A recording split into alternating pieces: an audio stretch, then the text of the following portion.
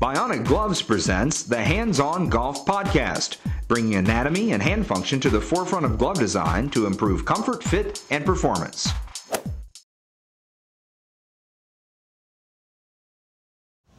Welcome everyone to the Bionic Gloves Hands-On Golf Podcast. My name is Chaz Rao and I will be your host for this episode.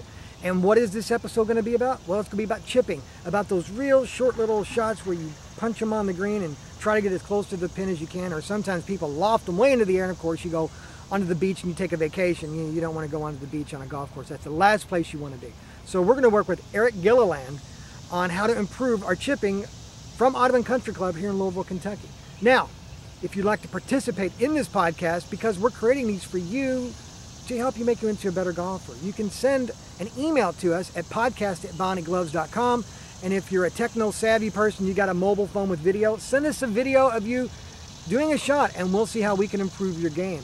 And if we use your video or email in our podcast, you get one of these cool Bionic gloves that we would be so glad to give you. But all you gotta do is send us an email. It's that easy. So let's go to the green with Eric and get started on our chipping class in today's podcast.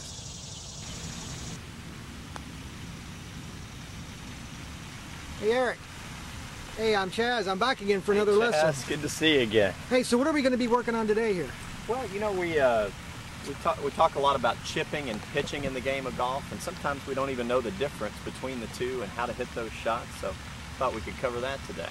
Excellent. So, being that you're this close to the green, what exactly should we, in fact, beautiful shot by the way. Thank you.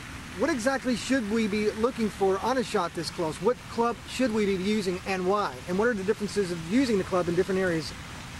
I think first you need to start by evaluating what kind of shots you have. What kind of grass am I playing off of? And as you can see right here, this is a closely mown area, so I have a lot of control over what I do with the golf ball here. Just to the right over here, we've got some pretty thick rough, and it's going to be a much more challenging golf shot. So of course I'm playing the easier one here. And it's a low rolling opportunity. All I want to do is get this ball barely in the air on the green and let it roll up to the flag. That's a high percentage play. Now notice you got, what club do you have in your hand? This is an 8-iron, and a lot of times around the greens I see players using their most lofted club just because they think that's what they're supposed to do. It says pitching wedge, and that's what I pitch with. But in fact here, by choosing an 8-iron, I've got a club that won't get up in the air as high. I run less of a risk of chunking my shot or mishitting the shot. So even if I mishit it, it's going to get up there somewhere near the hole. That's interesting, because typically if I'm this close to the green, I would probably grab my 9 or my pitch. And you're right, sometimes you get so far under it and you get too much air and loft. But with this club, you're able to get more of a little push and keep it low. Exactly. It's as close to a putting stroke as you get in the game of golf off the green. Now what is, I see you have a club over here laying on the ground. What's that? I do. This is a lob wedge. It's a very lofted club. If you look at them when I lay these down, this is a very old lob wedge, but the lob wedge has 59 degrees of loft. So it's going to get the ball up in the air for me even if I don't try to help it up in the air. So why didn't you use that club right now? Is that just the reason we talked about? Because you don't want it to be in the air, you want it to be more of a nice push onto the green since you're so close? Exactly. I want this shot to look like a putt, and when that ball landed, it landed barely on the green and just rolled up near the hole. But if I were to move over into some deep rough like this, the stroke that I use to hit this 8-iron shot wouldn't work.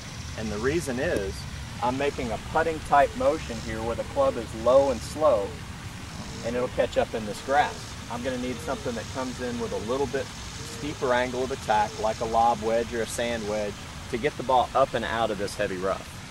Now, we've already talked, on a previous podcast about placement like off the tee. I mean, what are some important moves for the body and placement when when you're this close to the green? What should you be focusing on at that point with your grip and your placement? And pretty much the same, or is it slightly different from swinging off the tee? This is very much the finesse part of the game. We left the power part of the game for the finesse here. And what I want to do is get maximum control. So you can see when I make a chipping motion, my grip is like my full swing grip, but I'm gripping down to the end of the handle. And obviously I'm doing that for control. The longer the club is, the less control I have over the head of the club. So I want to grip down to the end of the handle. My ball position is going to be opposite my right foot. You think, well, that's kind of strange because you hear driver needs to be up here, woods need to be left ankle. My iron play is typically center of my stance. But with the short game, these short around the green shots, I want maximum control, and I want to hit the ball with a little bit of a descending blow. So if I bring this golf ball... So that really keeps the power not as strong, so that you can, by putting it there, you're not going to be pushing it as hard, I guess. I'm just thinking that to myself. Yeah, it's just a very relaxed motion. You can see I'm moving nothing really but my arms and shoulders, again for control and direction. I want to get this ball up on the green and as close to the hole as I can, and if I add variables by becoming risky on this shot or varying my ball position each time I hit the shot, I have less control over where the golf ball goes. So if I play it back opposite my right ankle every time, if I grip it to the end of the handle every time, and I make a putting type motion, I know where the ball is going every time. Excellent. Well, let's see that in action. Okay.